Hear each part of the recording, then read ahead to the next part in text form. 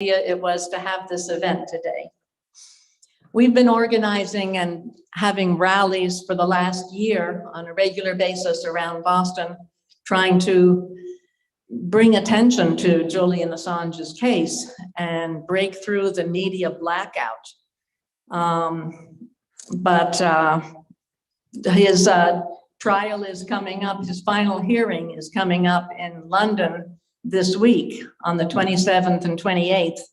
And so we will know how this case goes. Hopefully we can have a big celebration at the end of the week or whenever the decision comes through. We've been telling people how insane we think it is that the person who exposed US war crimes is in prison, whereas all the people who did those war crimes are free, of course. Our co-sponsors in this event today are Mass Peace Action and the Community Church of Boston. And we thank Mass Peace Action especially for all their good collaboration and tech support. I hope you've had a chance to look at our literature table, or that you will on your way out. There's lots of information, including a petition that we have to our senators. We'll be sending them off one more batch of signatures after this event. And that petition also serves as a sign-up sheet for our group. So if you check the little box, you go on our mailing list. We're holding this indoor event masked, except for the speakers, and we thank you for your cooperation on that. As most of you know, Julian Assange is the founder of Wikileaks, which exposed many US war crimes, which the US did not want us to know about.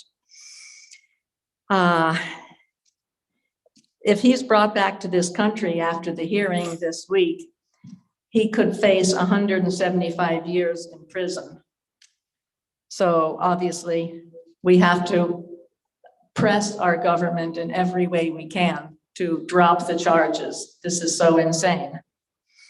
In a few minutes, we'll watch the film, The War on Journalism, The Case of Julian Assange, which was written by Juan Passarelli. And he took 10 years to make the film. While you're watching it, we invite you to think of questions for the Q&A at the end of the program. After the film, we'll be joined by Juan Passarelli and Kevin Gostola remotely, and Victor Wallace in person. And we'll have 3 minutes to contact our government and tell them to drop the charges. Now we are pleased to show The War on Journalism, The Case of Julian Assange.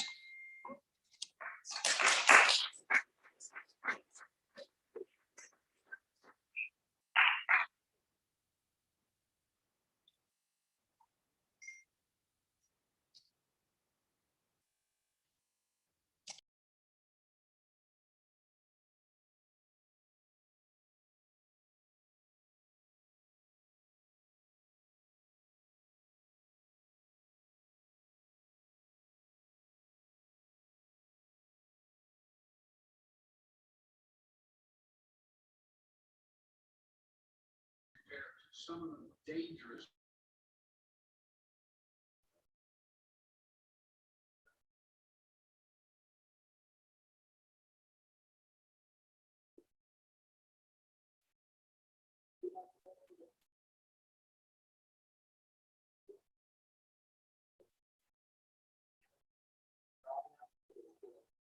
America replacing transit vehicles that are past their use.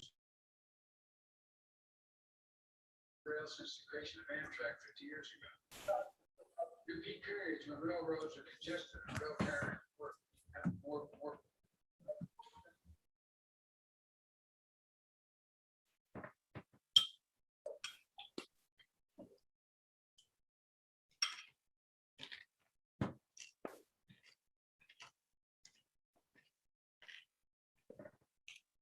One moment. Technical difficulty.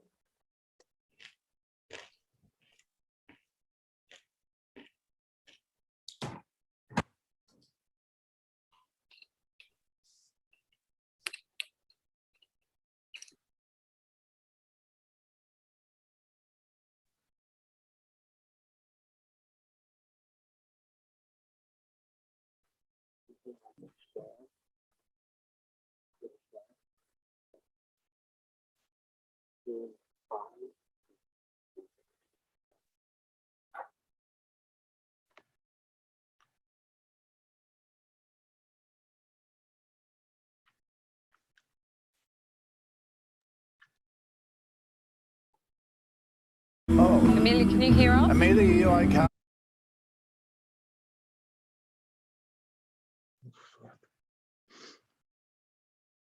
And I'll ask the same question when you...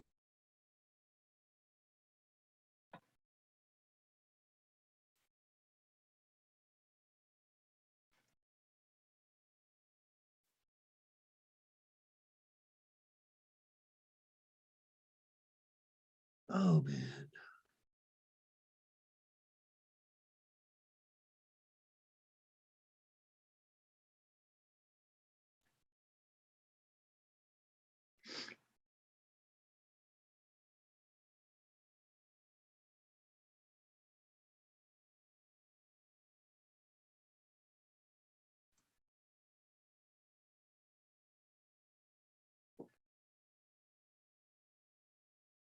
Oh, God.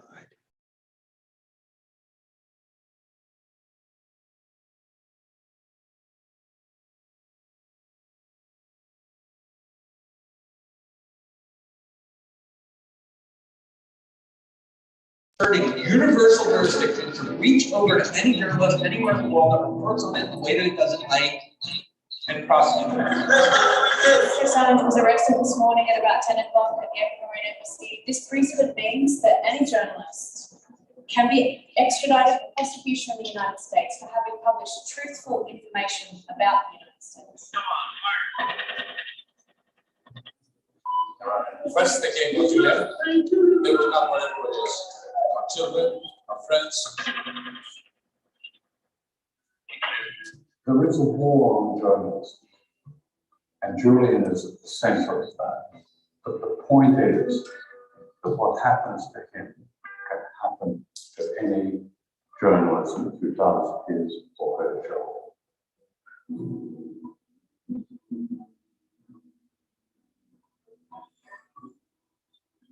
How did we get here?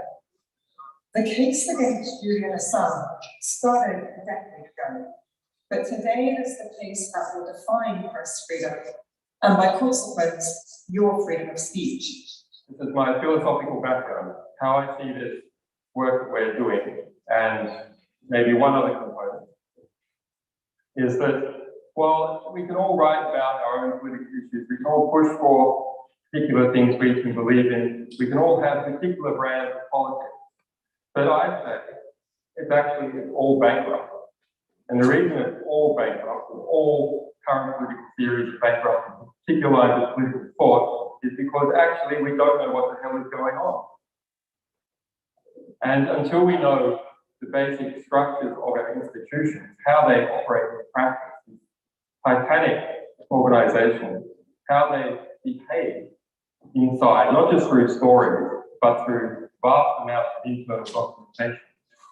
Until we know that, how can we possibly make a diagnosis? How can we set the direction to go? Until we know where we are. We don't even have a map of where we are. So our first task is to build up sort of the intellectual heritage that describes where we are. And once we know where we are, then we have a hope of setting course for a different direction. Until then, I think all political theories, to greater and lesser extent, of course, are bankrupt. In 2011, a secret grand jury was meeting in Alexandria, Virginia, to consider indicting Julian Assange under the Espionage Act. This isn't about who Julian Assange is, because that's been used so much as a distraction. I think so much of the negative press about Assange has been exactly about.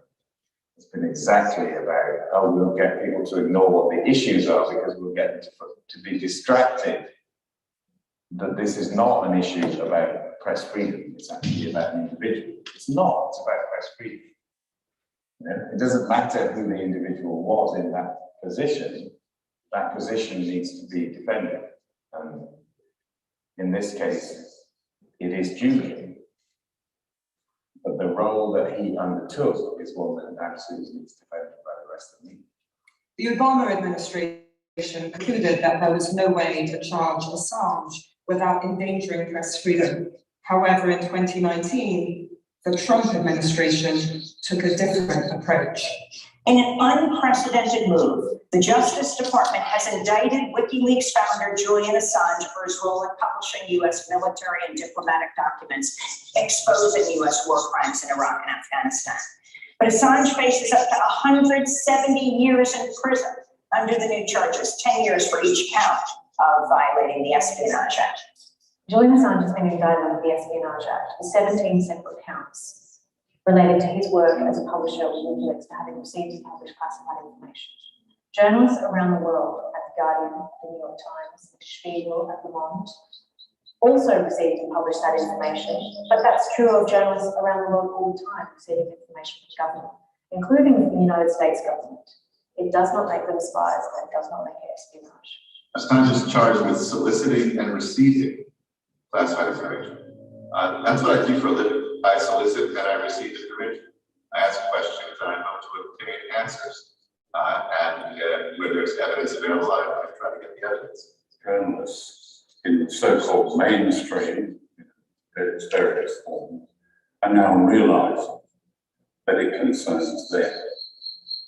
They come for Julian Assange, they'll come for you. All these practices of encryption, helping your sources provide information legally are important for letting citizens and the world know what's going on. Otherwise, we're dependent on our government to tell us what's up. And I don't think that's a dependable way to get information out to citizens. They won't do that. Welcome to the State Department. I think we have some interns in the back. Welcome. Good to see you in this exercise of transparency and democracy. Is that what it is? WikiLeaks is the most extraordinary development in journalism in my lifetime. WikiLeaks meant that everything you read was authentic, was accurate. You could judge it on its face value. There's no journalism, even the best, could never be 100% authentic and accurate. In 2010, WikiLeaks started publishing the largest collection of US military and diplomatic secret documents in history. WikiLeaks first published a video of 2 American Apache helicopters murdering 11 people in Baghdad, among them 2 Reuters journalists. This video, alongside maybe the images from Abu Ghraib, are, in a sense, what the napalm photo tells us about the Vietnam War. So it captures so many elements of the callousness, the bloodlust, and the horror of the Iraq War.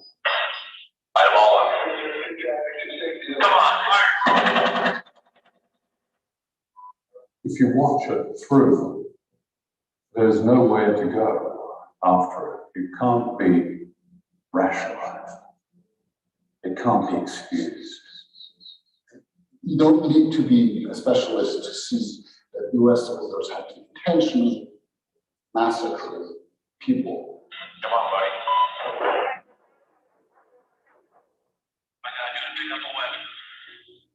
Even if they have, some of them have carried arms, once they're wounded and out of combat, targeting them becomes a war crime. So it's obvious.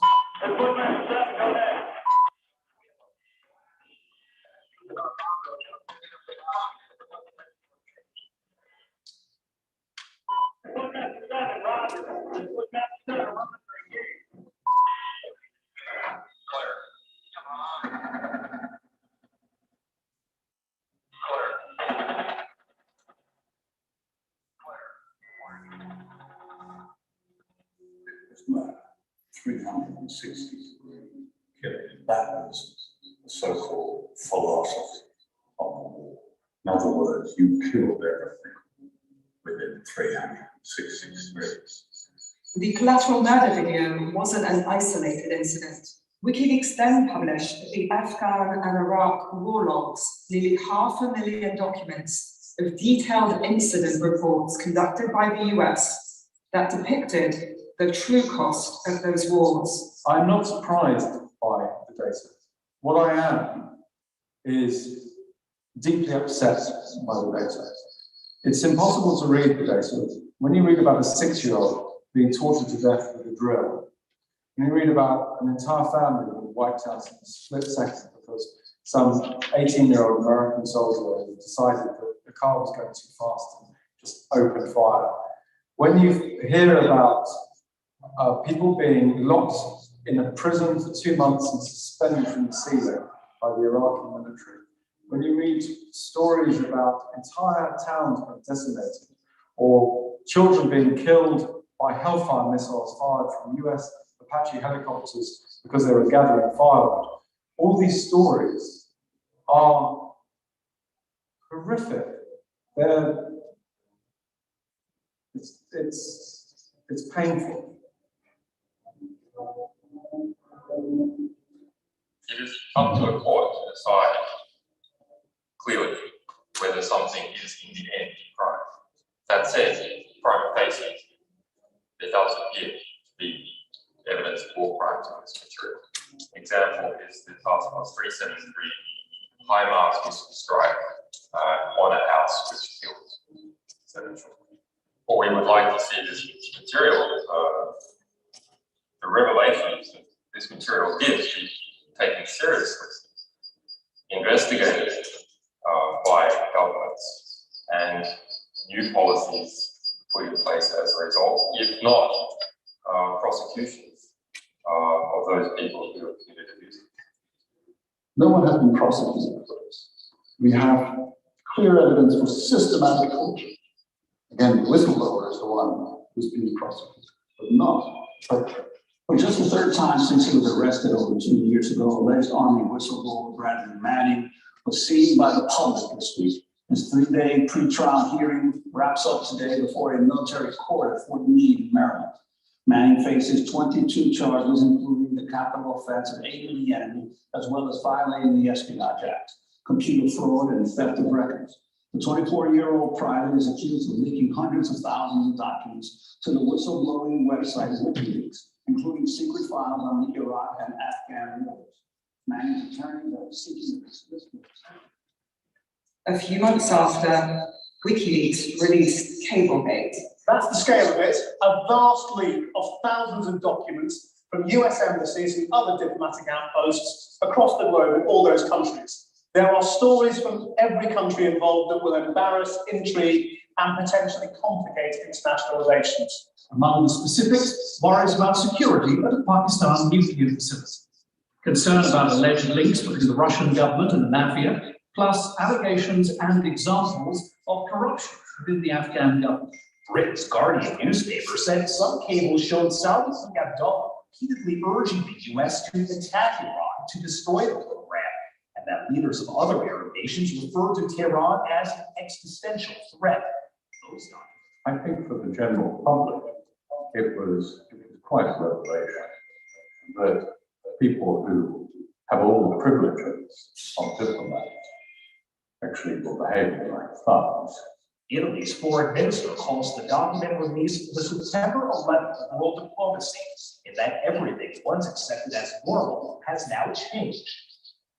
It was truth-telling of the most powerful kind, most fiercest kind, almost, and of course, there was a reaction.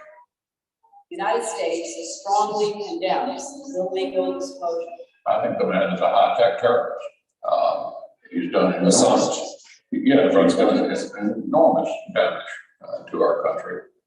And I think he needs to be prosecuted to the fullest extent of the law. And if that becomes a problem, we need to change the law. The way to deal with this is pretty simple. We got specialized forces. I mean, the dead man can't leak stuff. This guy's a traitor, a treason, and he broke every law in the United States. The guy ought to be, and I'm not for the death penalty, so if I'm not for the death penalty, I'm going to do it. Illegally shoot suddenly. He's going to talk about leaking, but you had nothing to do with it. I think that's disgraceful. You do? Because it's disgraceful. that reaction we now see encapsulated in the almost desperate bid by the United States to put Julian in a black hole and throw away the key. That's what they're talking about, if it's actually done. There is an attempt now, a very worrying attempt in the United States to erect a new precedent, which is that in the national security sector, that any journalist that corresponds with a source is committing espionage if at some time a classified communication is made. If I am a conspirator to commit espionage, then all these other media organizations and political journalists are also conspirators to espionage. Absolutely. Yes, that's actually so exciting. This was near the fact that Gordon asked to proceed to loose off the hellfire and something which knows promise. With increasing pressure due to the publications, Julian Assange feared an imminent extradition to the US, and in 2012 was forced to seek asylum in the Ecuadorian embassy. El gobierno de Ecuador, fiel a su tradición de proteger a quienes buscan amparo en su territorio o en los locales de sus misiones diplomáticas, ha decidido conceder asilo diplomático.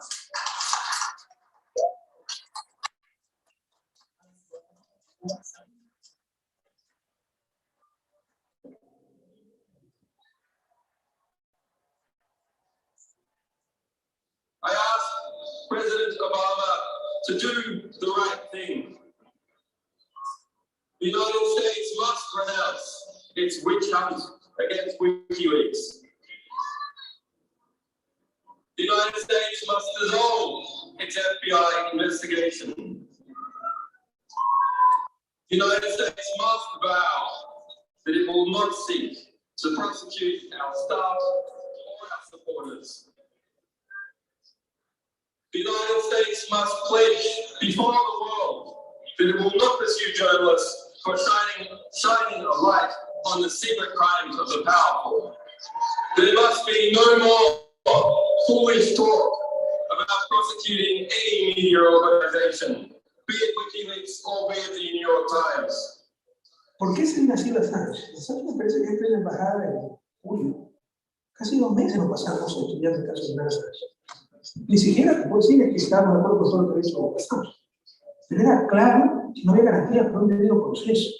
Era claro que de Estados Unidos, ciertos grupos tremendamente agresivos, los halcones norteamericanos, querían jugar al tema Assange. Había grandes probabilidades de intervención de Estados Unidos, donde podía enfrentar incluso el. And so began Julian Assange's 7-year-long stay inside the tiny Ecuadorian embassy in central London. Can everyone hear me? I can hear you, Andrew. I can see you, room. Just not.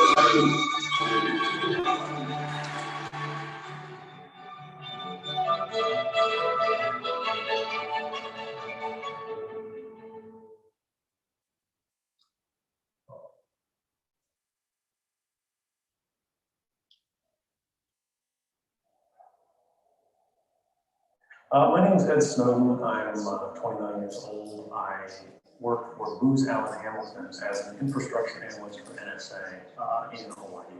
29-year-old young man in a foreign jurisdiction and no experience with the subject of the largest intelligence span of the world's ever seen. The realities were very Snowden he was going to dispatch. And at that moment, he reached out and asked us for help. We managed to get him out of Hong Kong. When we landed in the Moscow airport, the American government had cancelled his passport. while all of these news organizations around the world, all of these publishers were trying to get a piece of the story. There's only one publisher that actually said, we want to help the source. We want to make sure that no matter what happens, he has somebody on his side. That was Wikileaks. En el momento que haces Snowden, se cierran las puertas diplomáticas. O sea, eso fue un cerro de puertas en Reino Unido. Eso cerró las posibilidades de discusión y negociación. Entonces, ese fue el precio por la libertad de Snowden, por la libertad de Julian. Assange was aware of the possible consequences of helping Snowden. I think that is an important lesson that actually an organization that specializes in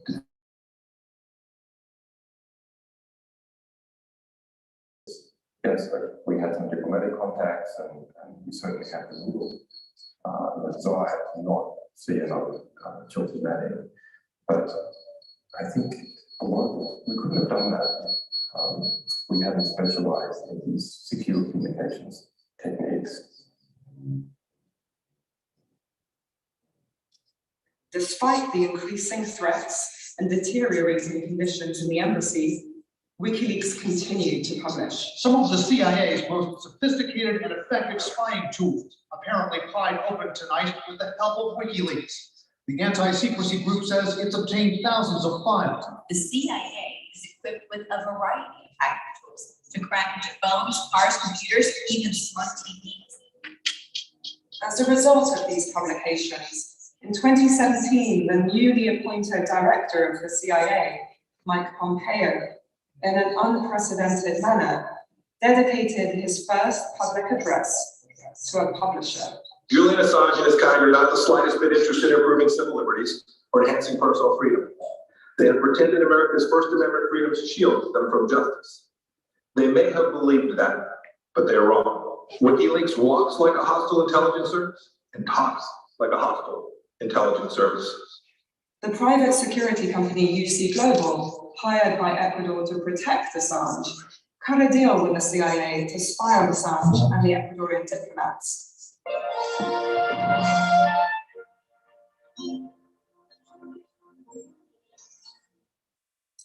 Together with these is the immediate accessibility to the newest major exposition, convention, and meeting facility in the city of Las Vegas. In 2016, the owner of UC Global, David Morales, flew to Las Vegas to attend a security fair. As soon as Morales returned from this fateful trip to Las Vegas, he began bragging to his employees back in southern Spain that we will from now on be playing in the first division, using a soccer metaphor, football metaphor. But they were violating their contract with Ecuador and secretly working for the Americans via Sheldon Adelson. The CIA laundered payments to UC Global through Las Vegas Sands, a company owned by Trump mega donor Sheldon Adelson. Una persona que no se identifica, contacta, me llama por teléfono y recuerdo perfectamente que cuando comienza la conversación me indica: hola, tú no me conoces, pero yo a ti sí te conozco perfectamente. Entonces yo le pregunto: ¿de qué me conoces? Y él me indica: te conozco porque durante mucho tiempo has sido uno de mis objetivos. Te he seguido, te he grabado, he escuchado tus conversaciones, tengo toda tu documentación personal, tu pasaporte. Durante un montón de tiempo has sido uno de mis principales objetivos. An elaborate plan was set up between Morales and the CIA to install surveillance cameras with audio capabilities and implant covert microphones in strategic places, such as below this fire extinguisher in the embassy's meeting room and behind this box in the toilet. Assange held meetings in this toilet for fear of being spied on. En lugar de proteger a Julian Assange, se dedicaron de forma absolutamente ilegal, atentando contra el derecho a la privacidad, atentando contra los derechos humanos, a espiar a Julian Assange, cooptados por las CIA. The CIA's increasing obsession to entrap Assange alarmed a UC Global staffer who blew the whistle when asked to target Assange's family and even plot an attempt against his life. They came forward and they spoke to our lawyers and they exposed what had been going on there because they had played a part in it. And they said that what their boss had been telling them is that they were working for the CIA and that those instructions about getting Gabriel's DNA, that was coming from the other side of the Atlantic. These instructions were coming from the United States. It reads like it's some really terrible spy novel. Plots to kidnap, plots to possibly poison Julian Assange while he was in the embassy. I mean, it's almost too crazy to be real. And it is real. It's hard for people to understand that such lawlessness is possible. So there's incredible criminality that has been going on in order to gather information about Julian's lawyers and his family and journalists who were visiting him. I mean, it's shocking, and I'm very fearful. I've been in a permanent state of fear for years. UC Global sent video, audio, and other information about Assange, Wikileaks staff, his visitors, and the Ecuadorian diplomats to a CIA server. They also recorded Assange's medical consultations and went as far as recording Assange's privileged legal conversations with his lawyers. When Daniel Ellsberg was on trial for Pentagon papers during the Vietnam War, his case was thrown out because it came out that Nixon has ordered a raid on his psychologist's office to try and get information, which was embarrassing to Ellsberg. So, of course, that should have happened, and it was right that it happened. Assange has been surveilled by the CIA. That by itself should mean the case is thrown out. There's no chance you can have a fair trial if the people who are prosecuting have been surveilling the defendant as he's been having privileged conversations with his lawyers. It's completely irregular that it hasn't been thrown out on those grounds already. I mean, really, it's outrageous.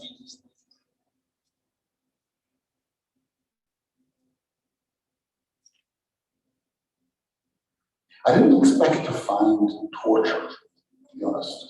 I thought, well, this is okay. They arrested him, they'll treat him well. Maybe there's some issues, procedural issues, but I was genuinely shocked that we found all the symptoms that we would find typically if a person has been exposed to psychological. And in that context, I have to stress that psychological torture is by no means torture light. It is very serious. In fact, psychological torture was initially systematically developed by the Nazis when they were not able to break resistance fighters with physical means. They developed psychological torture because it was even worse. He was arrested in April 2019.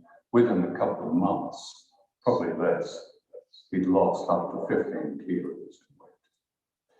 And his brother Gabriel, who I went in to see with once, was shocked when he held his arm and realized how thin he was. He was subjected to a silence operation, I would think. It certainly had its effect on him physically and no doubt mentally. Torture is being used against Julian Assange to intimidate the world, to show them if ever we get the idea to disclose our secrets and to expose our dirty laundry to the world, this is what's going to happen. I feel like Julian's life might be coming to an end. And it's been 10 years, 9 years, no, 10 years of breaking someone down,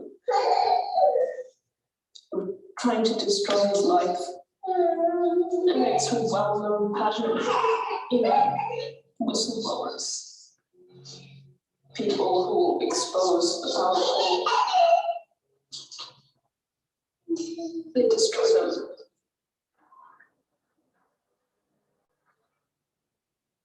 Throughout the 10 years that the Assange case has been ongoing, there have been a number of irregularities: the destruction of evidence by prosecutors, arbitrary detention, lack of access to his lawyers, judges with alleged conflicts of interest, mistreatment, illegal espionage, and the political nature of the charges themselves. All this is reason enough to shut the extradition proceedings and the prosecution down. But Assange still faces 175 years in prison. Julian Assange is now in a high security prison in conditions which are quite close to solitary confinement, where he is at serious risk of contracting COVID, simply because of an indictment from the Trump administration in respect to publications for which he's been nominated for the Nobel Peace Prize, publications for which he won the Walkley Award for Most Outstanding Contribution to Journalism. That's how stark this situation is. Come on, buddy.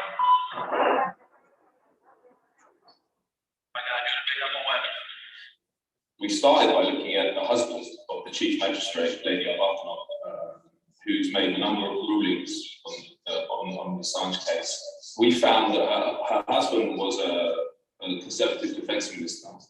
He financially benefited from corporations that had been exposed by Wikileaks. We then did an investigation of her son, who is a cybersecurity expert and vice president of a private equity group. And we found that this private equity group was heavily invested in a firm called Darktrace, which was set up by the British intelligence establishment. So huge conflicts of interest. She has never recused herself in the case, which is irregular in itself, because I've talked to lawyers who've said if there's any hint of conflict of interest, judges will recuse themselves very early on, but she never has.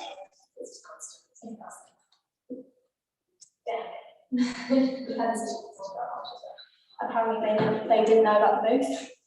So this is a constant problem, whether alternative groups, districts down to prisons and they won't fall out. I thought they're aware right now while he's coming, or while they're going into the prisons, like taking this huge fees and security working properly. So I don't actually receive until half an hour after actually the status of whether anyone's turned up. And it just means that a 2-hour visit ends up being 1 hour or less, and lose times. And so we'll turn up to court and we'll have to contact and instead when we get there we're told no, actually there's no facilities, you don't come out. And this has been constant for months on end, which is really necessary to get to it. I can have evidence to get to it. Assange is a symbol of the American state's affront at having its secret put out in the public domain. That's what it comes down to. And it's why I think of it as a political case. He's been blamed for a whole series of things patently untrue, but the impetus behind the extradition request has not stopped, which tells you it wasn't to do with those things. It's about high politics and him being a symbol of what they see as an assault on the American state. But most of the rest of us we see it as legitimate journalism.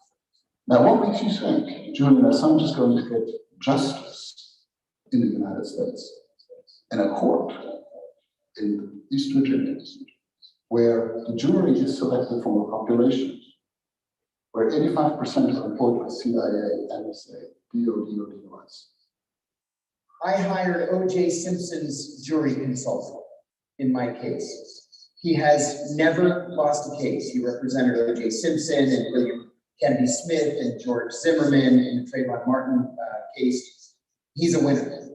And we got him a security clearance. He came to Washington and he reviewed all the documents. And at the end of it, he said to me, if we were in any other district in America besides the Eastern District of Virginia, I would say, let's go for it. We're going to win. But the Eastern District of Virginia, he said, your jury would be made up of people from the CIA, the FBI, the Pentagon, the Department of Homeland Security, and intelligence community contractors, or their family members. He said, you don't stand a chance in the Eastern District of Virginia. That's why they charged you there. I fear the same thing for Julian, that they charged him in the Eastern District of Virginia because it's called the espionage court, because no national security defendant has ever won a case there. And then we see now how the British judiciary, who has a long tradition of rule of law, a proud tradition of that, has delivered a complete travesty of law where the defendant has not had the right to prepare his defense, where he has not had access to his own lawyers, where we have court judges refusing to consider objections to conflicts of interest. Even in the UK, he's not going to get a fair extradition trial. So this is no longer in the hands of the judiciary. The judiciary is unwilling or unable to deal with this according to the rule of law. This is now in the hands of the public and in the hands of the media to inform the public about what is going on.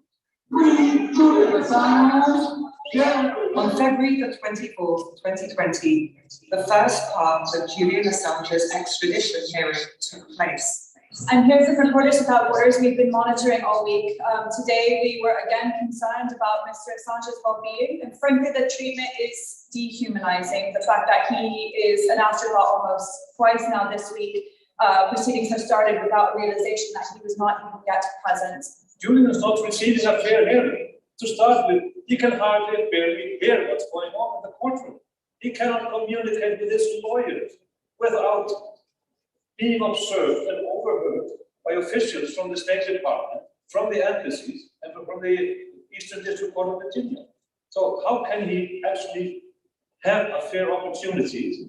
And he, as he said, when he was communicating, attempting to communicate with the judge, there's been enough time on the communication between me and my lawyer. The remainder of the extradition hearing recommences on September 7th, 2020. Due to COVID restrictions, Assange has not been allowed to see his lawyers in over 6 months. On June 24th, the US Department of Justice published a replacement superseding indictment on its website, but it was only delivered to the court 3.5 weeks before the hearing and after the deadline to present new evidence had come and gone. This left Assange and his defense team with little time to adequately prepare a defense. Facing 175 years in prison, Julian Assange will likely not see his lawyers until the day of the hearing. This is not about left or right in politics. We can unite on this. Please tell everybody that you know that they have to side with Assange and fight against the extradition. If they tell you, I would rather fight for the environment, or against animal cruelty, or gender equality, tell them. They are about to take every right away from you. You will not be able to fight for any other cause. We are talking about the fundamentals here. We must fight against the extradition. We must say Julian Assange.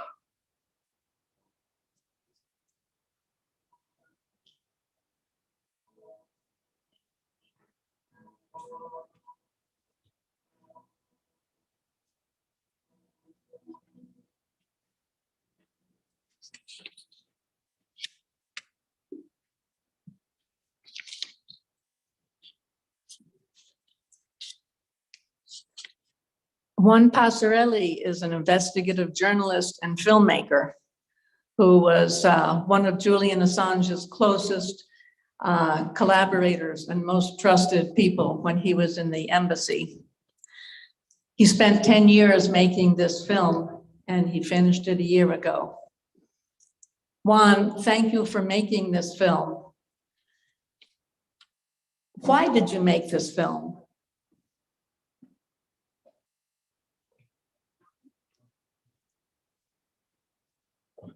Is Juan with us?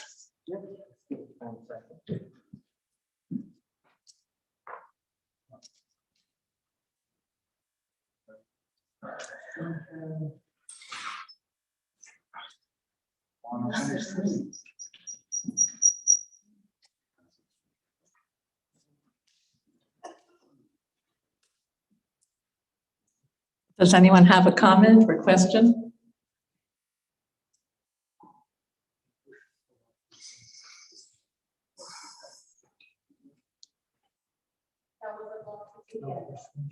Hmm? Yeah. Okay, here's one. Hi. Can you hear me? A little bit. Yeah. Hello. Juan, thanks for joining us.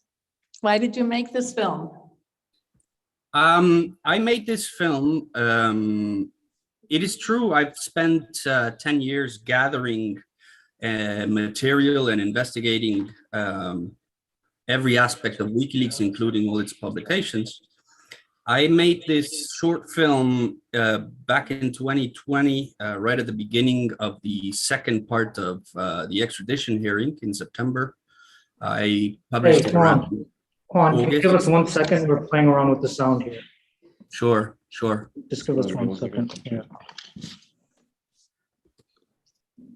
Hello, hello, hello. Yeah. Hello, can you hear me? They're working on some sound issues here. Hello, can you hear me better?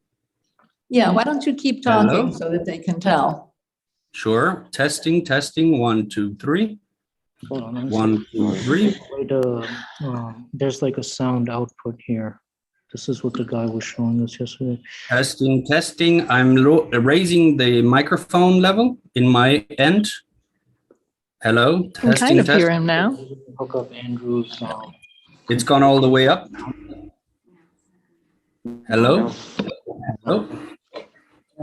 How is he sharing the video? Hello. Can you hear me?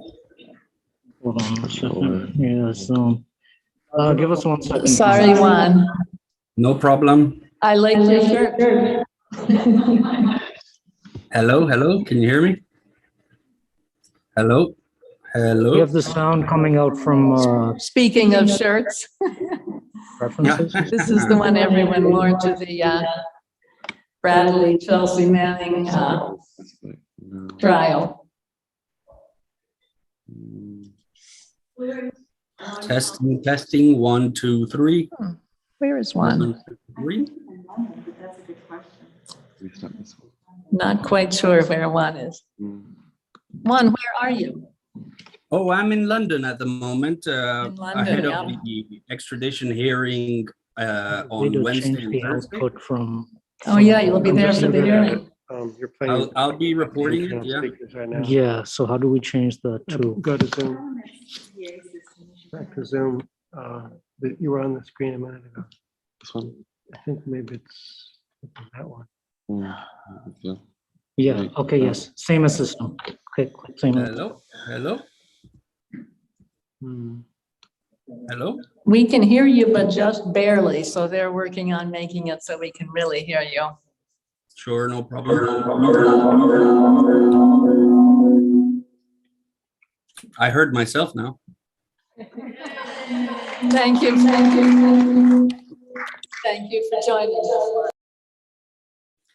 us. Fantastic. So I was saying I made this film as a quick reminder to everybody ahead of the extradition hearing last year, because it's 10 years worth of history, and people tend to forget, or there's so many issues going on day to day that the Julian Assange story has become just another narrative, and one that which has been manipulated heavily by the 5 states that have been persecuting him: the United States, the United Kingdom, Sweden, Ecuador, and Australia. So they have very sophisticated propaganda apparatuses, and they have seized every moment they've gotten to both smear Julian and make sure that try to reduce his credibility, and also every single opportunity they've had to create irregularities in this case. I have never seen a case with more irregularities than this one, from way back in 2010 up to now, and it's continued in the court. The 3-week hearing that followed the release of this film was I was able to watch it via a live stream, a live stream that I wasn't able to record or publish, because that would be illegal in British territory. I'd be charged with contempt of court and I could spend years in prison. But it was the most outrageous court hearing I've ever come across. If it were out there, I think people would become incredibly outraged at how the legal system has been manipulated in this case. I don't know if I can't hear you now. I think you're muted.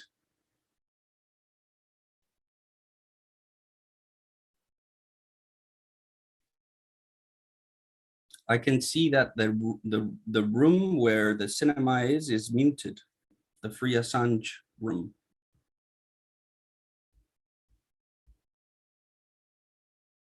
You want to tell us the 2 or 3 things that you would like for people to take away from the film?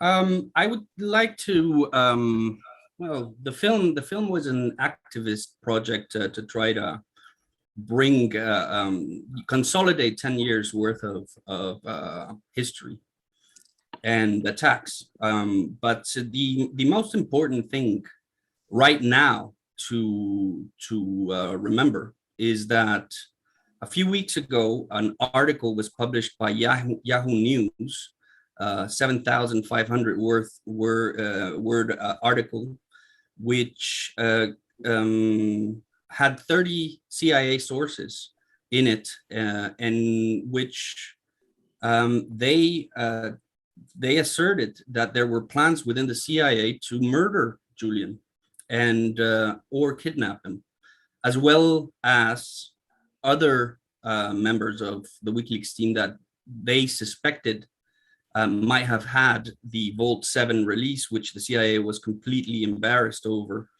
of losing control. So for a period of months, they were targeting several Wikileaks personnel, including Julian, and making plans to assassinate them in Europe or in the United Kingdom, which was part of Europe at that point in time in 2017.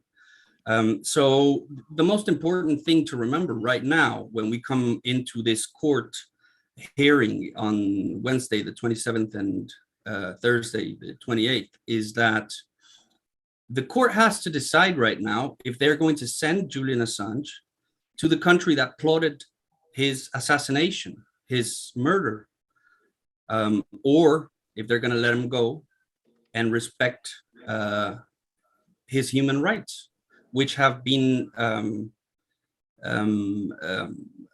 completely run over by the system of by the legal system, which is supposed to be a beacon of democracy that supports the freedom of the press, and which has had Julian incarcerated in one way or another for 10 years and currently being tortured, according to Niels Meltzer, the special rapporteur on torture.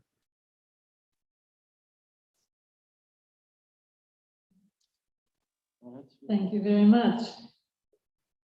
Shall we bring in Kevin? Sure.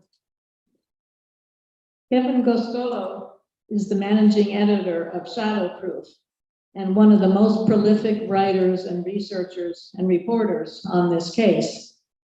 He has live tweeted all of the court proceedings so far and will no doubt do the same for the upcoming hearing. You can subscribe to his newsletter at thedissenter.org and find him on Twitter at K Gostolo, Gosztola. Kevin, why have you put so much energy into this case? Hey, and thank you for having me. It's good to talk with you. It's good to see Juan again. Hope everyone appreciated the film. And it's, as I said, I'm glad to be able to provide some remarks here about the Assange case. So a little bit about my background. I have been an independent journalist in some capacity for over 10 years. And I'd say that a lot of the energy that I bring to covering Julian Assange's case comes from the fact that some of the first stories that I published were based upon the war log documents, the Iraq war log and Afghanistan war log documents, the US Embassy cables, as well as the Guantanamo files. I had an internship at The Nation magazine for the first 6 months of 2011. That moment was a formidable time in shaping a lot of what I've done in journalism, because I got to see a lot of things. There was a lot in 2011 that I think has had ripple effects throughout the last decade. But particularly when we look at WikiLeaks, we know that things that transpired then with Chelsea Manning's disclosures and then the publications by Julian Assange and staff members of WikiLeaks, that those really were crucial. The partnerships that were formed between media organizations, the work that was done country by country before WikiLeaks lost control of the 250,000 plus cables because of a gross incompetent error on the part of an editor at The Guardian, the sort of things that they were doing around the Iraq war and Afghanistan war to bring through key truths about the way those wars were waged. And the fact that they were pioneering that submission system, the way in which reporters could get documents. And we were already seeing today, as we record this, we're seeing that this model that WikiLeaks created, as mainstream, as establishment newspapers attack WikiLeaks and say it's not journalism, almost everything they do when they're releasing documents is a mimic, is a copycat of what WikiLeaks did. So today we're hearing about the Facebook papers. They only call it something like that because they saw what WikiLeaks did to great effect and great importance back in 2011. So I'm not denigrating it. I think it's a fair way to make sure people show interest in source documents from within governments or corporations or other institutions. But just to say that, 10 years ago, a lot was set in motion. And I was involved in following that. And I think that's really why I'm so energetic and interested in this case against Julian Assange. Thank you very much.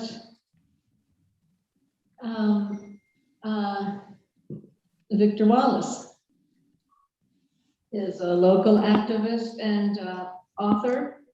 He's taught politics for many years, political science, I'm sorry. He's the author of 3 recent books: Red Green Revolution, The Politics and Technology of Eco-Socialism, Democracy Denied, 5 lectures on US politics, and Socialist Practice, Histories and Theories. Victor, why do you think this case is so important?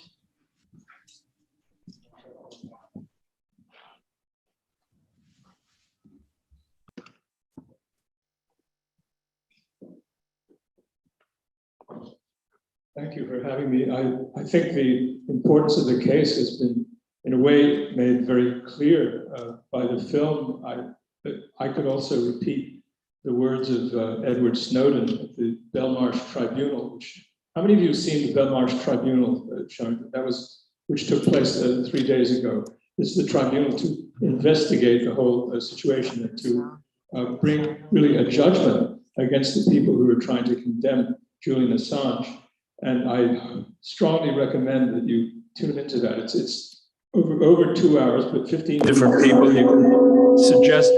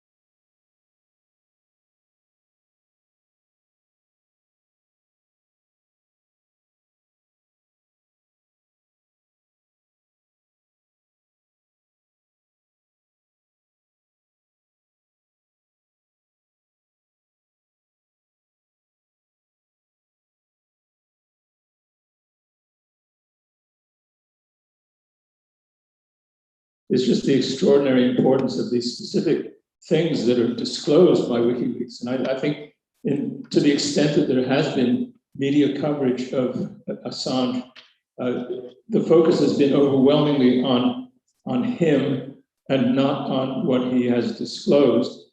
What he has disclosed has been largely sort of buried by the media. Many of the things are information that we now take for granted about torture, but also about other things as well. Like, for example, WikiLeaks was what published the secret negotiations surrounding the Trans-Pacific Partnership, which eventually made it possible for a big movement against it to arise and for it to be rejected. This whole thing was being carried out in secret. And that's the mission of WikiLeaks, is to disclose information like that the public is not supposed to have. And it leads to the point that the reason for something like WikiLeaks, for an outfit like WikiLeaks, is the crimes that are steadily being committed by the governments that it is, let's say, investigating. And you might say there's a kind of idea on the part of these governments that the governments think, we, the government, can spy on anyone, but let anyone investigate us, and that becomes criminal. It's a kind of overturning. It's an extraordinary phenomenon. And so the use of the term, like you saw in the film, of calling it a kind of terrorism, the way Mitch McConnell did, it's the terrorist calling the exponent of the person who exposes his terrorism. He's calling him the terrorist. And this is a typical and kind of continuous characteristic of what we see in the United States now, that the movement against racism is denounced by the racists as being itself racist. I mean, we have to get used to this kind of contradiction, but it's inbred. It's part of the system. And I think it's also worth mentioning that the light that the case of Julian Assange throws on other similar types of persecution that the US has been carrying out for many years and still today is carrying out. We have, for example, the recent incarceration of Daniel Hale, the drone whistleblower, who just in the last week has been transferred from a medium security prison to a high security prison in Illinois, where he's in total isolation. So he's being subjected again to the kind of torture of isolation that I've just read, by the way, the book, the autobiography of Albert Woodfox of the Angola Three, who was in solitary confinement. The title of his book is Solitary. He was in solitary confinement for 43 years. And what's interesting and relevant is the kind of humiliation to which he was subjected, which is the same kind of thing that they're doing with Julian in the British prison. And I mean, it's just there's impositions which go far beyond any kind of claim of security, and which just indicate and reflect a culture of cruelty. And so the cruelty that he exposes, that WikiLeaks exposes in other places, is of course then inflicted on him.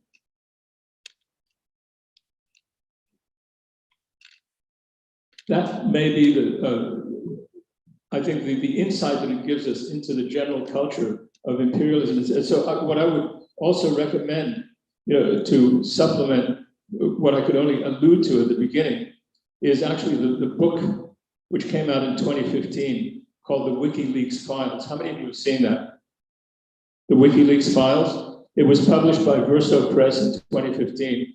It's a 600-page book with a very eloquent introduction by Julian Assange and with articles by experts, maybe 15 or 20 experts on different parts of the world, the information that they found about these different countries from the WikiLeaks Files. So the WikiLeaks Files is the title of the book. I strongly recommend it. If you want a popular and somewhat comedic introduction to it, there's a very pertinent chapter in a recent book by Lee Camp. How many of you know Lee Camp? Yeah, good. His book, Bullet Points and Punchlines, is his shows compressed into between two covers. And importantly, you know, since you missed his humorous presentation, it has by way of compensation, it has a footnote for every factual statement he makes, which is very important. Anyway, so I would recommend Bullet Points and Punchlines. There's a chapter about Julian Assange in here, which you can read to take it further.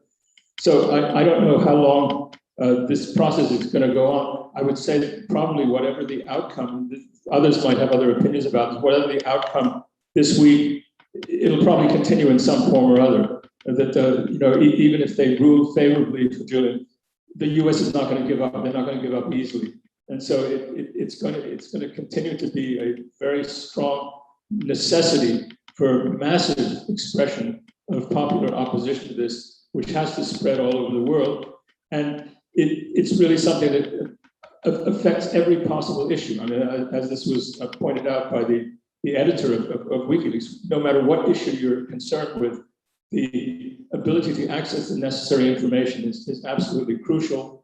And so his interest, Julian's, the protection of Julian is in all our interests. So free Julian Assange.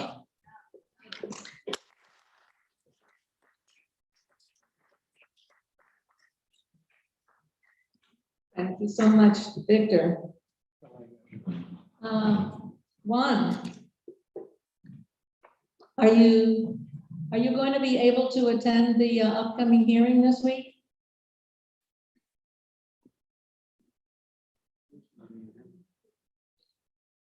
Hi, yes, thank you, Victor. That was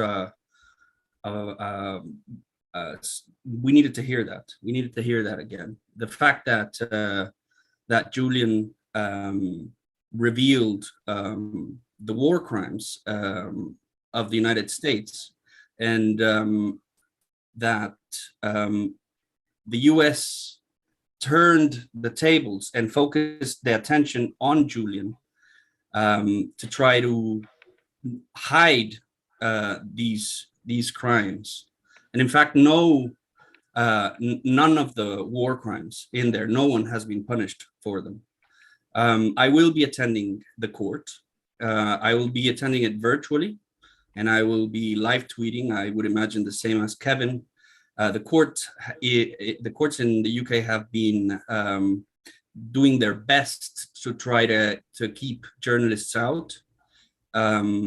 And this is not an exception. I would imagine, Kevin, you also haven't gotten your login to the press to be able to watch it. And I wouldn't be surprised that we find out tomorrow that several people are left out. These courts are being being done in as secret as possible, and with the help of the mainstream media, they are being done almost in secret. Today there was a press conference with Kristen Hrafson, Stella Morris, and the Foreign Press Association, and there was no U.S. press in there. There was quite a few press from all other countries, but no U.S. press, which is outrageous. So yes, concerning the possible outcomes of the case, we won't know for at least 6 weeks, and I wouldn't be surprised that it takes longer. The U.S. has played a game of punishment by process, which means that they're trying to keep Julian in jail as long as possible. I would be surprised that Joe Biden wants Julian in U.S. territory, because it would contradict everything that they're saying concerning freedom of the press. And at some point, it's going to be too much to handle. I would imagine at some point they will drop the charges, or the United Kingdom or the European Court of Human Rights will decide not to extradite. What happened next is still uncertain. What is clear to me is that it's very unlikely that Julian will be able to fight these proceedings outside prison, and he will continue in the 23-hour lockdown that he is. Stella, I spoke to her today, and mentioned that Julian is not well in terms of health and his mental health. So they're succeeding in this process. Now, Juan, did you work for WikiLeaks at some point? I was filming constantly there. I was managing the video streams and doing journalism on different things that require journalistic input.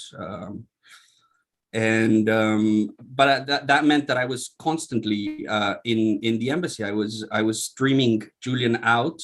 You know, I discovered Zoom in 2012 because Skype, as we later found out with the Snowden files, was really playing some dirty tricks on us. And you know, I'd started the stream 1 hour before, and everything was perfect. As soon as Julian would say hi, it would stop, and that happened about 20 times until we decided we had to change software, and that's how I discovered Zoom. Interesting. But I was there, and what is important to know about my presence there is that I felt the psychological torture. I felt it as well as Julian did. I saw its effects on him, and I felt them myself. Feeling trapped, feeling spied on, feeling that you couldn't talk to anybody.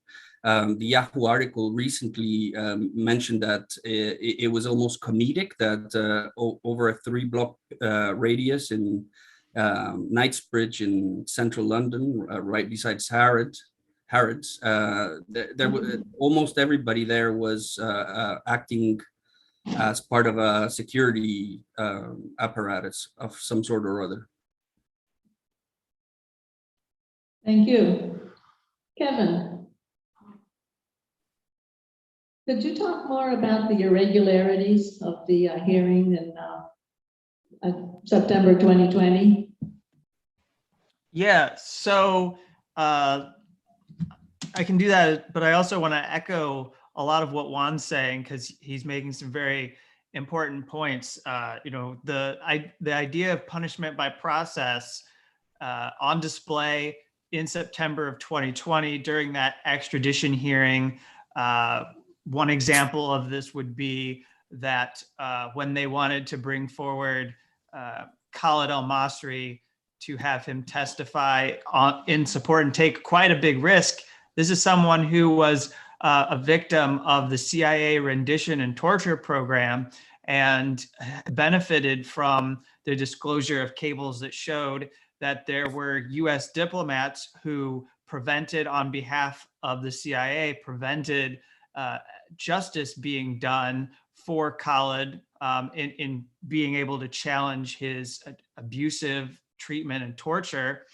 And the cable, a few of the cables were referenced by the European Court of Human Rights, which gave him damages, not against the US, but against Macedonia, because he's a German citizen, and they were implicated in being involved in helping the CIA abduct Khalid al-Masri. And so during that hearing, when Khalid wanted to give his testimony, we did not get to personally hear from him. We had to rely on a statement because they could not get his translator and they had technical difficulties. And when it looked like the court wasn't going to do much to make it possible for us to hear from Khalid, then Julian Assange spoke up in court and disrupted. And there were times periodically throughout that entire month-long hearing that Julian would call attention to things that were not working properly, which was good to see because we hear a lot about his deterioration of mental health. It's good to see that he was still able to follow along and recognize what was going on with the court. And so the punishment by process, like Juan was saying and others have been pointing to, like Victor was pointing to, after this appeal hearing this week, we expect that no matter what, it will go to the Supreme Court in the United Kingdom at the highest level. And that'll be the case. If Assange loses, obviously his people will appeal. If the US loses, we expect an appeal. We expect the US to push as hard to keep Julian Assange in jail. But I tend to agree with Juan. That's my position as well, that I don't see why the Biden administration would want Julian Assange to come to the United States. And in many ways, I think the message of Juan's work and a lot of other people's work who have done really stark, important, but has a kind of darkness to it. Our advocacy work has a kind of grimness to it, because we recognize that in many ways, the United States has achieved a lot of the goals and objectives that were already intended against Julian Assange and WikiLeaks. And in many ways right now, what we're trying to do is save a life, but recognize that there has been irreparable damage already done, and it's going to take many years, if not a couple decades, to repair because of the kind of success that they've been able to have. So if he isn't extradited to the United States and put on trial, a message has still been sent that the United States will impress upon other people around the world their secrecy laws, that they will go against people who challenge them in the manner that Julian Assange did. And that's why it has been such a significant and important global press freedom case, with almost unanimous consent from all organizations, whether we're talking human rights, press freedom groups. Everyone has spoken up. Free speech. Most of the ones that are of any significance have said that they condemn that there are still charges pending against Julian Assange. And Joe Biden's administration won't answer questions about this at all. And to me, it makes them even more reprehensible than the Trump administration to some degree, because at least people within the Trump White House would defend their barbarity. They would come before us and they would say why exactly they wanted Julian Assange to be brought to the US on a pike, and it would expose it. And we'd know exactly what we had to defend as a country in order to stop this. We knew exactly what we needed to fight back against. But the Biden administration is acting like this is just happening and there's nothing they can do about it and they won't address it. And meanwhile, it continues and continues. You see Al Jazeera reporters, Al Jazeera English reporters demand answers. They get nothing. You'll see people who are in Europe who talk to Secretary of State Antony Blinken and ask for answers, and he won't say anything about it. And they pretend like this isn't one of the most significant and damaging cases. And I don't care a whole lot about the credibility of the United States when it comes to human rights and other things, because I just don't think we have any, based on my knowledge of what has gone on from President George W. Bush all the way up through Joe Biden. There's tons of crimes that have been committed, exposed by WikiLeaks and other media organizations, other whistleblowers and human rights groups that have not been given the proper attention. But, I think if you care about this stuff, the fact of the matter is that the Biden administration won't give us any kind of answer when you talk to them about this case. And we need to recognize the sheer corruption that exists. We need to recognize it in its full totality. And I know that Juan's film does a good job of bringing out some of it, but I just want to make sure that everyone leaves here understanding some of the other aspects that have flown completely under the radar, but were evidenced under that extradition hearing in September. We have also had things happen since that extradition hearing. So while we've talked about the kidnapping plots, the assassination plots, there's also been a lot more that was outside of that article from Yahoo News that exposed the way in which UC Global was working to conduct that espionage operation on behalf of the CIA against Julian Assange and his lawyers, the way they were breaking in. We believe they were possibly breaking into offices. They were tailing lawyers. It was a massive operation that they were undertaking, and they face a criminal case in Spain that Julian Assange is pursuing while he is in jail. And people have been brought to testify. Then there's the fact that the FBI had this informant, Ziggy Tordarson, who is a pedophile who formed the basis of this third indictment that was issued just a few months before the extradition hearing. That goes to the irregularity of the extradition hearing that happened in September because they were blindsided. They were not ready. They were not prepared to give a rebuttal to these allegations that Julian Assange was involved in hacking. And this was unrelated to the disclosures of documents. These were these new charges that nobody really has much understanding of when you go to the public. They have a little bit of an understanding. One of the things they wanted to do is criminalize WikiLeaks for assisting Edward Snowden in getting out of Hong Kong, something that I think was to their credit and what more people should do for source protection. But Ziggy's made up and fabricated these claims we know now because of Icelandic media that he recanted, and yet he was given an immunity agreement from the FBI while he continued to commit crimes, and now he's in jail in Iceland. We know the FBI confiscated archives that Julian Assange had in his library at the embassy, papers, possibly medical documents, other things that are highly sensitive that are now in the custody of the United States government and their intelligence agencies that Julian and his legal team were not able to access in order to put together their defense against the United States.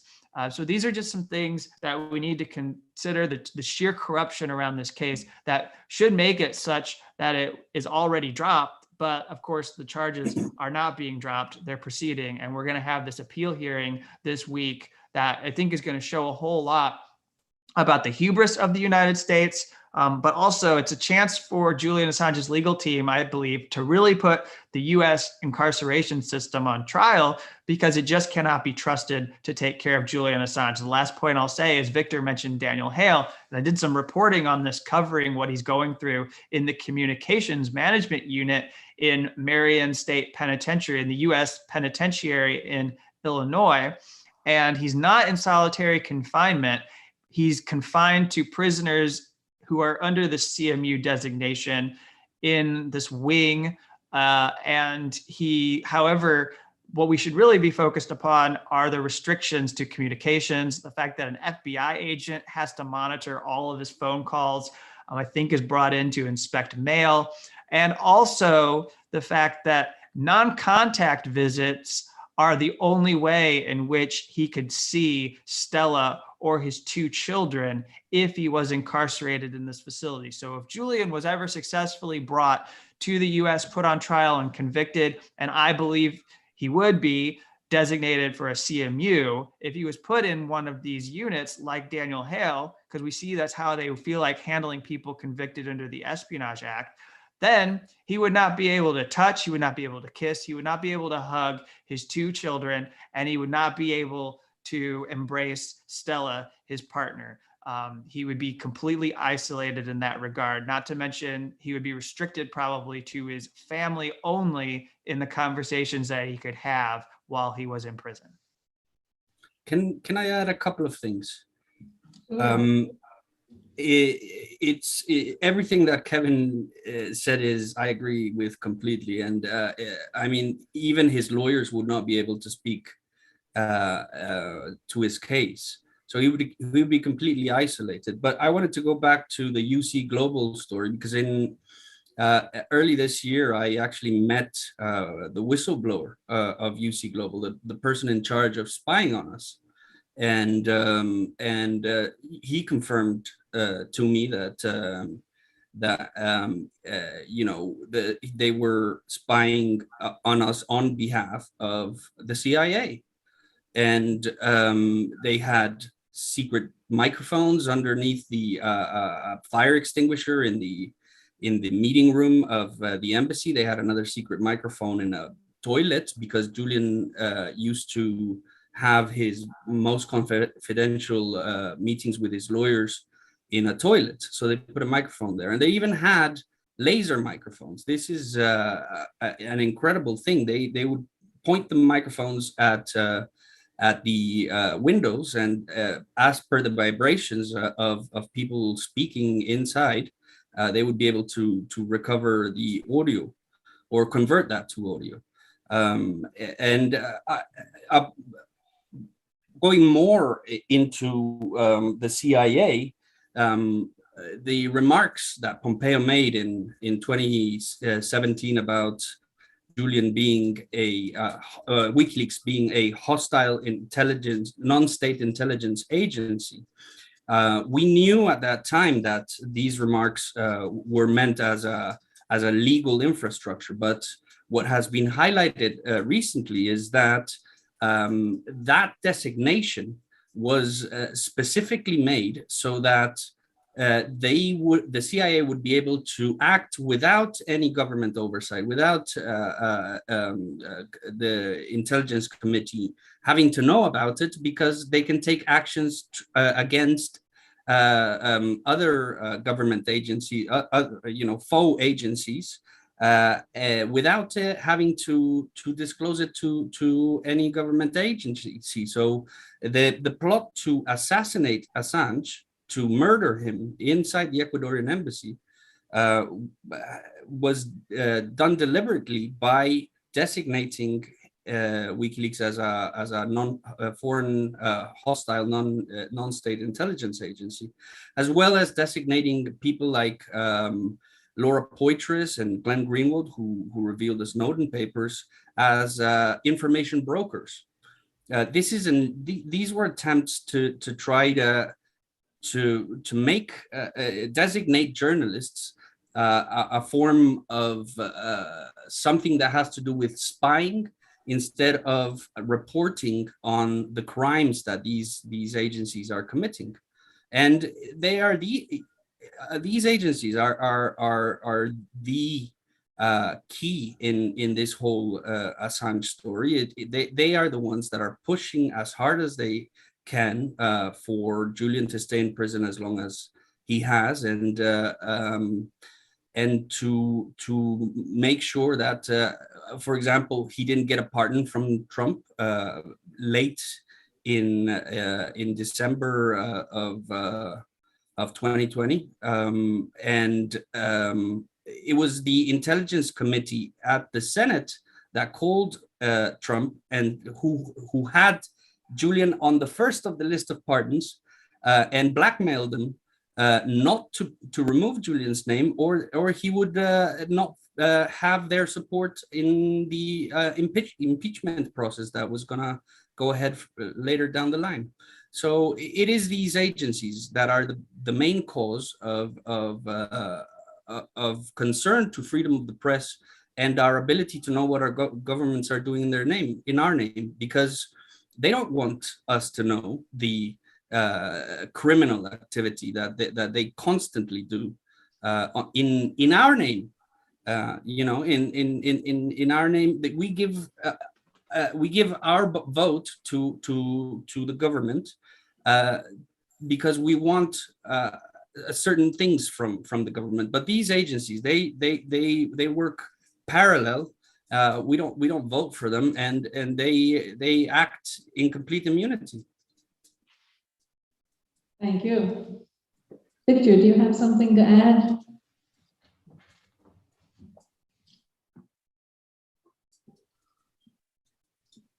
Yeah, thank you for all your comments and work. It's very useful. I wanted to mention one other case. The more I think of it, the more it comes to the forefront of my attention because of the parallels. And that is the current case of a man who has recently been extradited to the United States without going through the whole process of Julian. That is Alex Saab, the Venezuelan diplomat. And it's an extraordinary case, which just like in the way that the prosecution of Julian is like a confirmation of all the things he reports, because he reports all these acts of intense cruelty, and the same cruelty is being inflicted on him. Well, the United States is desperately trying to starve the Venezuelan population, and that means that anyone who's trying to prevent that starvation from happening gets in the US crosshairs, and that's exactly what's happened to Alex Saab. You've probably heard about the case, but again, I don't expect it to be covered much in the mainstream media. But he was intercepted on his way to Iran to arrange for some vital necessities, and was held for over a year on Cape Verde, and then just about a week ago, brought back to the United States. And who knows what's going to be done with him. It's a similar kind of case. So this whole phenomenon it's a global thing. No one can resist the U.S. anywhere in the world without incurring its, in its own terms, righteous anger. I mean, there's a kind of self-righteousness about it that's unbelievable.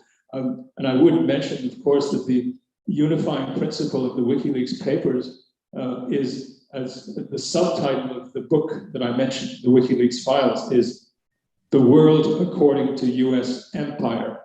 And it's this empire which is increasingly coming under questioning, under attack in one way or another, and the measures taken to maintain the control are increasingly desperate, and any country that tries to escape from it comes under attack in all possible ways. I mean, one of the most extraordinary things that I've read recently is about how there's a concept of bad banks in the US Treasury Department that which criminalizes any transaction that in any way supports any of the countries on which the US has placed sanctions. And so it interferes with dealings between other countries, not just dealings with the US, but between other countries that might in any way benefit some country that the US has targeted, which of course means any country that defies US empire. So Julian Assange is sort of the focal point of this at the moment, but it extends far and wide and touches on every other issue. I don't know if I can ask a question of the organizers. I'd like to ask them to speak a little bit about more about the work they're doing and what we can do to advance this whole process that we're engaged in. I'd like to congratulate you both, especially Paula and Susan, for organizing this meeting. And we're really interested in hearing what we say about it from here. The WikiLeaks Files is my next film. Well, I'm hoping that after we wait a few weeks and get the result, that we can have a big party. But I presume that we will continue to hold regular rallies. I hope that a number of you, if you're not already on our mailing list, will sign our petition to our senators and check the box. That means you go on our mailing list so you know when our next plan is. We wish we had a better way of getting the public's attention and the government's attention, but we've been writing letters to Merrick Garland, and we have some over there for people to sign and send, or if you have energy to write your own. We've reached out to our senators. We had a nice little conversation with someone in Senator Warren's office, although we weren't surprised that it hasn't come to anything. But James, what am I forgetting? I just wanted to say here that the WikiLeaks thing, I'm a Vietnam War veteran. Why don't you come up?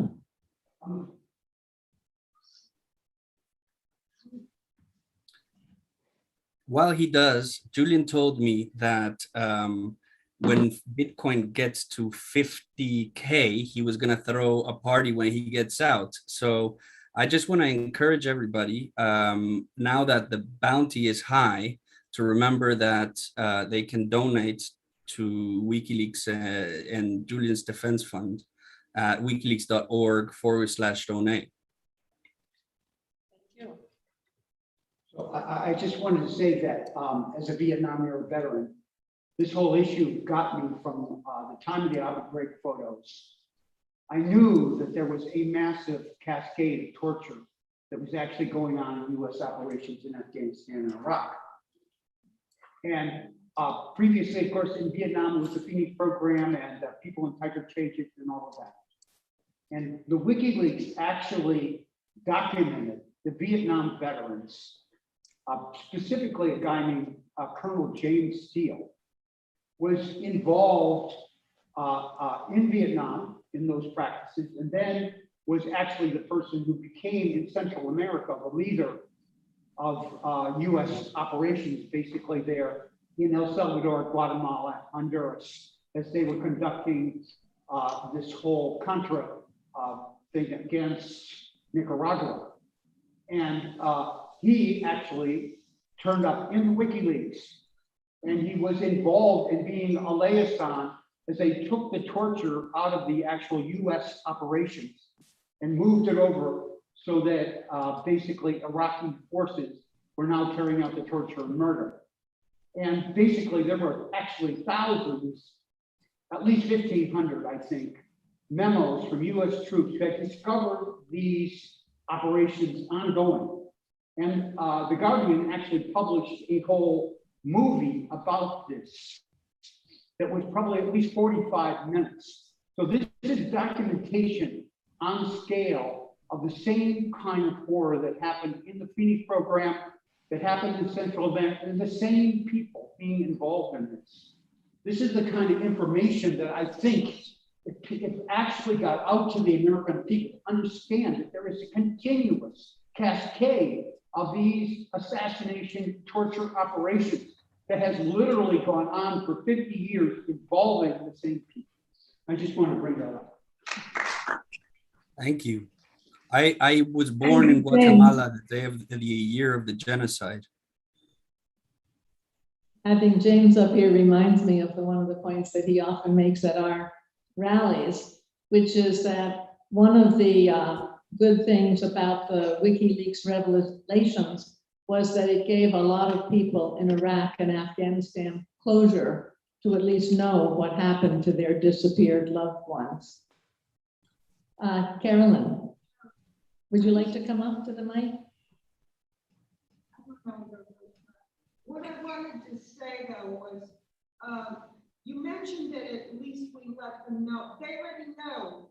But the problem is that we've never made them pay a cost. You know, they've assassinated journalists all over the world,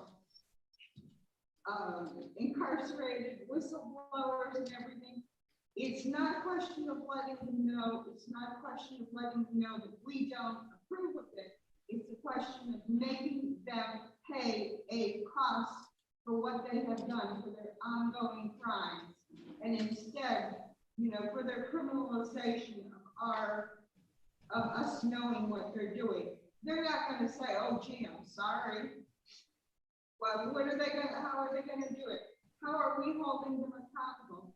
And, you know, when I see people like Rumsfeld and Colin Powell and all these architects of torture and lies dying within their family structure in a safe environment, while the victims are all paying the cost. And this has happened, it has been documented by Black, brown, and indigenous people for 500 years. And that's why there's an increased push right now to silence and criminalize them. I agree. We need to hold our government accountable, and I wish I could figure out how we do that. But it really is totally unfair. Yes, Louise. Can you, why don't you come up to the mic?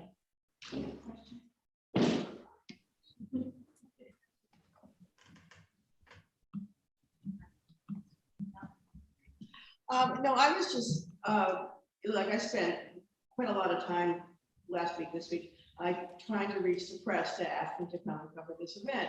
And as you can see, nobody's here.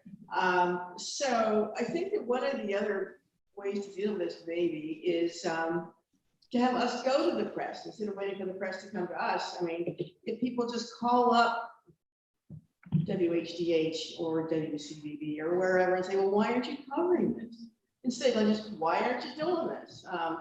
You know, it's if you call up the main number and you ask to be assigned to this, just get somebody on the phone and tell them you want them to start covering this. You know, it's just that we're sort of, especially now that so much of the media has been hollowed out. I mean, there's just so many people that aren't even there anymore. I mean, I think these on Saturdays and Sundays that the assignment desk at WHTH, they have the security guard answer the phone. There's nobody there. So I just think some more assertiveness on our part. You know, just call them up, call up the phone. I mean, just, I tell you, it's terrible. Here we are talking about journalism under fire and there, where the, you know, okay, so that's what we're doing. Hold them home. Good suggestion, Louise. Yes, Jean. Please come up to the mic, can you? I'd like not to, actually, but All I right. would like to make a suggestion, which is that I wonder if we could start building conversations with people about the Assange case. There's an amazing amount of myth that many people, even those who expect to be sympathetic, believe the myth.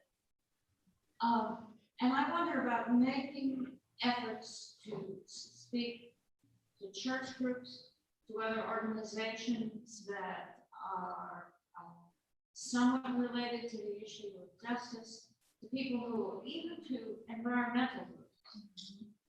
And to know we would need a lot of opposition in those groups, but to ask for the opportunity That's a good to present suggestion. the reason that there's another side. If we want the press to pay attention to us, they have to think that there's a larger base of support that so far we've been able to demonstrate. That's a good idea. Yeah, thank you. Jean is saying that we should be reaching out to groups to tell them about the case, as well as just calling the press. Does anyone have a question for our guests? Yes. Can you come up? It makes the recording better.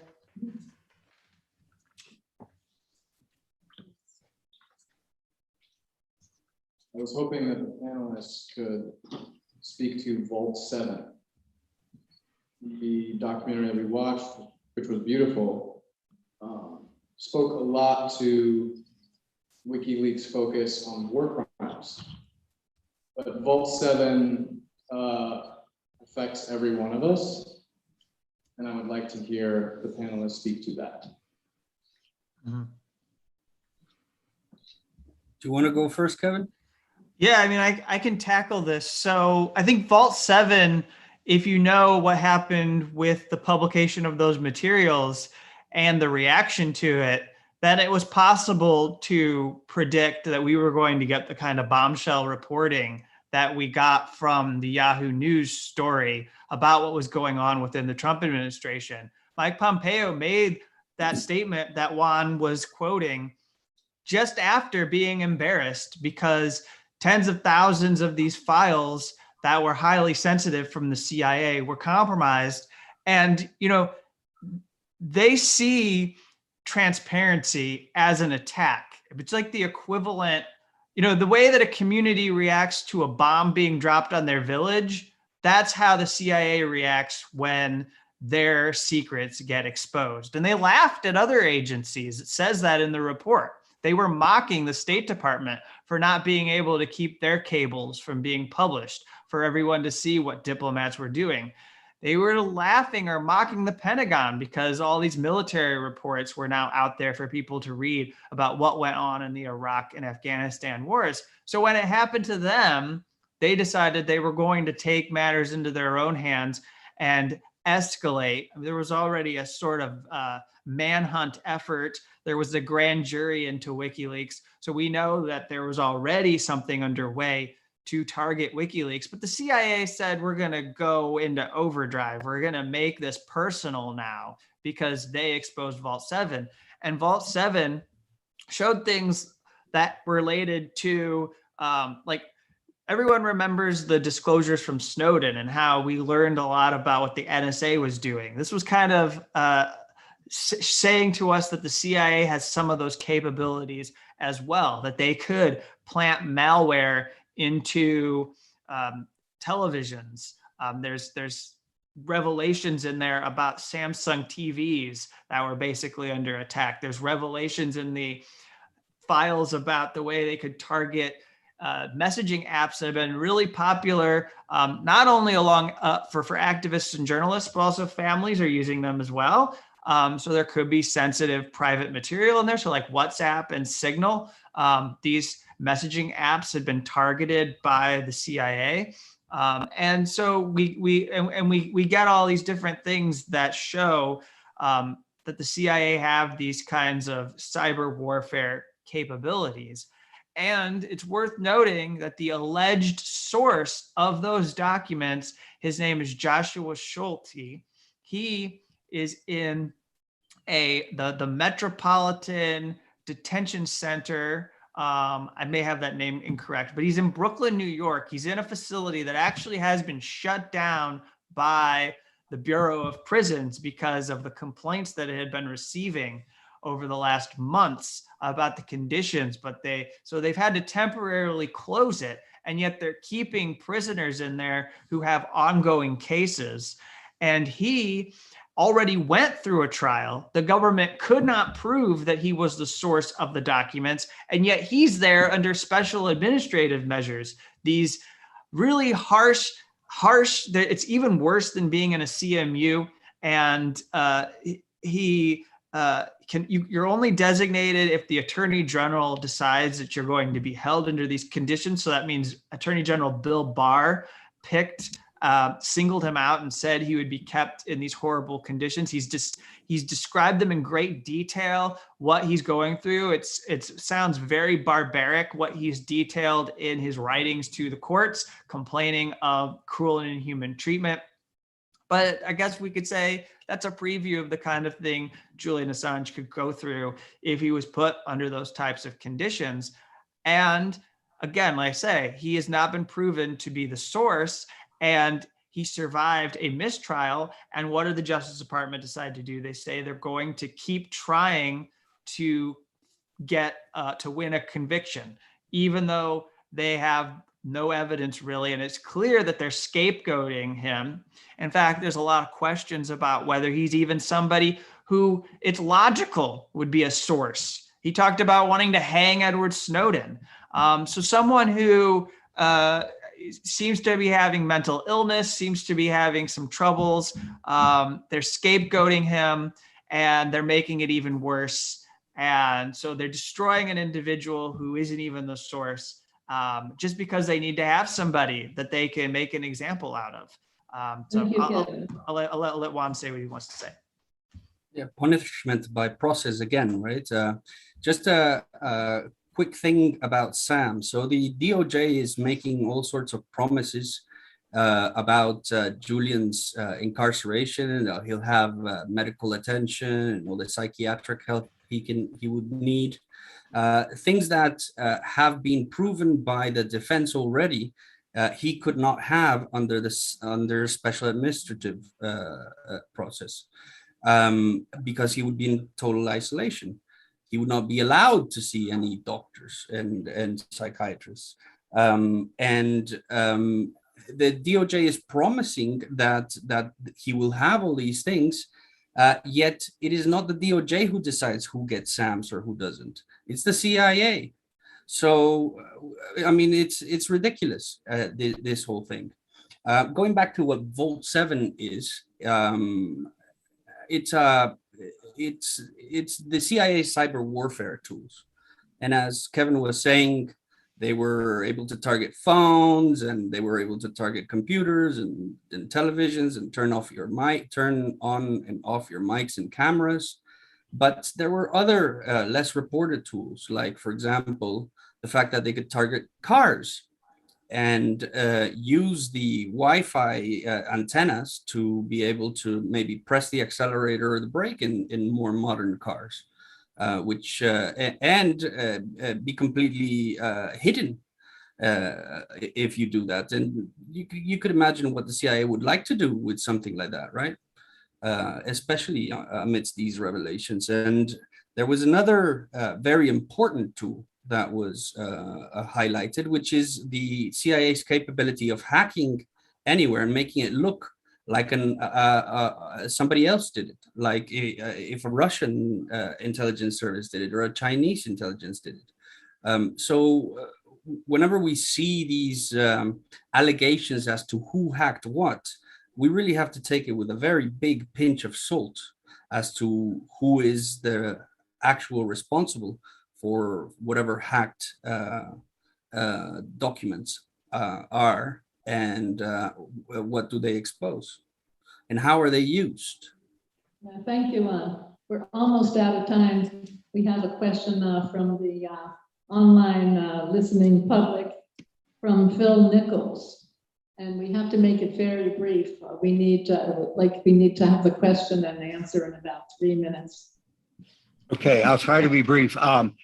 There's a point that I have that I may be missing something legally, but it seems to me that by the talk, perhaps in the Oval Office, about assassinating Julian Assange, several things. One, it says that the whole issue is political.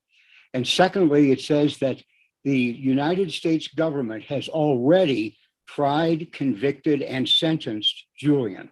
So one thing, there's no way he can get a trial. And secondly, if he's already had this judicial review, doesn't that constitute double jeopardy even to consider trying him? And I certainly hope the magistrates in England take this kind of thing into consideration, if in fact it's valid. I mean, there are all sorts of reasons why Julian wouldn't get a fair trial, and I think you're right, Phil. The fact that this is a political case and that in Britain legislation there's an explicit law that forbids extradition to the United States under if the case is political. I mean, what is more political than an espionage charge, especially to a journalist? And the court was very reluctant to take into consideration the public interest of the revelations into consideration. And in the Espionage Act, you don't have the capability of defending yourself under the public interest. So Julian, and he's going to be tried in Virginia, where he's going to land, where, as I said in the documentary, the jury pool will be of CIA, NSA, the Homeland Security, and the rest of the government security apparatuses. Thank you. Maybe we'll leave it at that. We only have a few minutes left, and we want to have everybody get their cell phones out and send a message or two to the government. So we thank you both. Thank you all three of our guests very much. Thank you all for coming to this event. Julian's future is our future. We'll put up the slide of the, what did you say? Julian's future is our future. Julian's, what happens to Julian will happen to us. That's a good message to end this afternoon with. Thank you very much. Thank you, Kevin.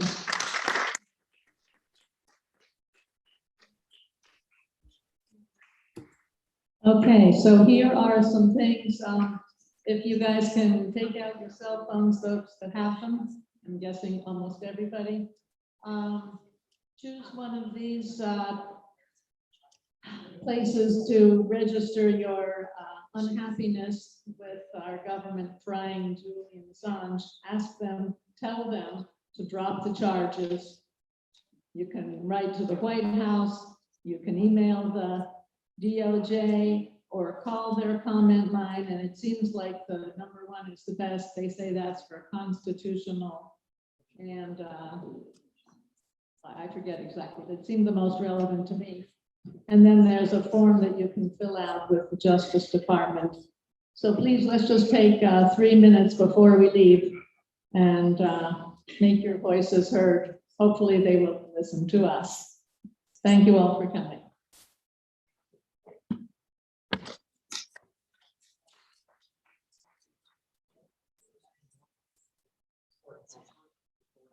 Once we finish this and on the way out, we're going to have a slideshow that Paula made showing that it's not just in Boston where people are concerned about this. This shows people all over the world protesting and showing their support for Julian Assange.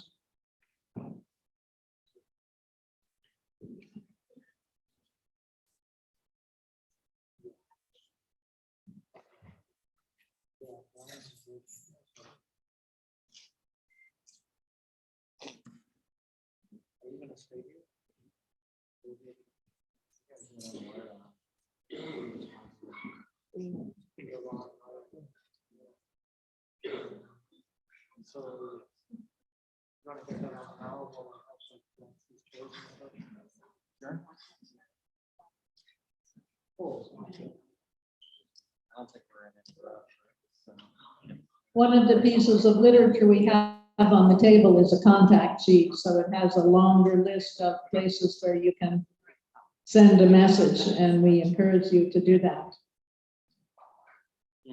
Time to play. Yeah.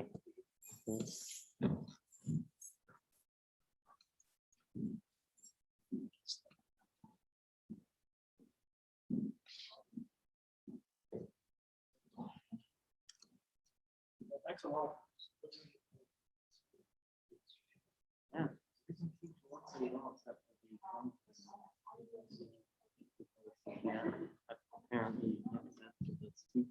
And to the, it's crazy. Yeah, you think you would, but.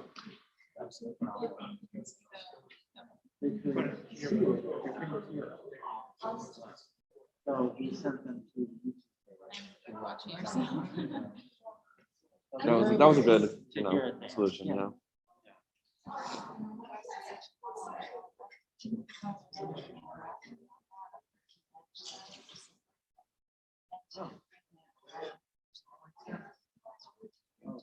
That part was easy. That part was easy.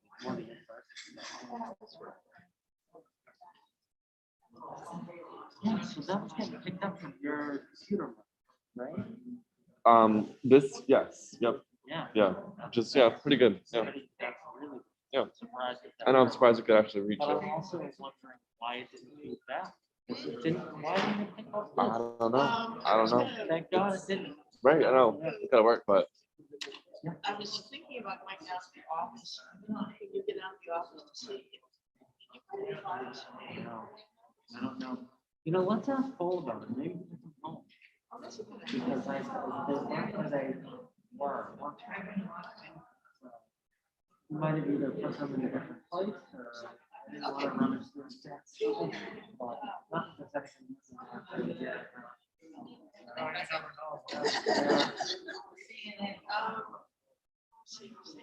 The other thing I wanted to talk about, I was still gonna talk to the people and all like that. So I don't know whether you still wanted to go to the American. I was gonna say the American Embassy. Yeah, the Legion. I mean, I don't know. I mean, we could. Well, I mean, I definitely wouldn't like it at all. But you were thinking of checking in with the burner? Yeah, I see. I think that's a good idea. Well, I think it'd be friendlier. I do think the camera is pretty Yeah, I know, I have to say, I had to. if they let us do it there, I would do it there. We wouldn't. I know. I always get a kick out of like different perspectives. But I think doing it in the burner. I think so. I mean, I'm kind of sick of it. It's probably gonna call them up. Oh, yeah, no, I know. Oh, no, I know. Yeah. But also, did you start doing crying a little bit? No, but I can. That would be a real That thing. would be. You could get them to do a health exposure. No, for I, peace. oh, yes, no, probably could. I think you. I continue. No, I gotta like get a hold of somebody.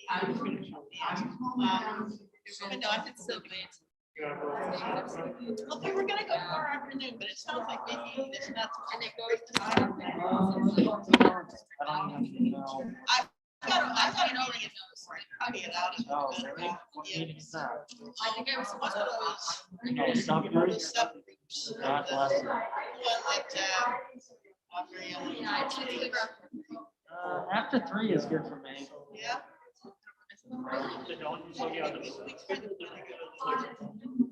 Yeah, I can take the embassy. Well, why don't I just tell Mary Ellen? What are they even talking about? I don't know. Mostly it's like what people are doing in other places, like the Denmark's peace thing is really good. Oh, that's good. Yeah, that is good. I think that will, Right. But that's being really discussed in other places. So it's not. All right. Well, why don't I see what I can do about getting that with that meeting for the people. And or if we need it, talk to them. Okay, all right. We'll leave it up and then I'll. Okay, good. I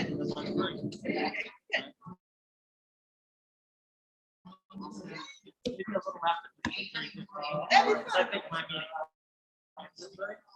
It'll take me a little while. Okay. Not too long though. Not far from where I am. Good. And I like doing stuff out in the world. You know? Get out of the, anyhow. There's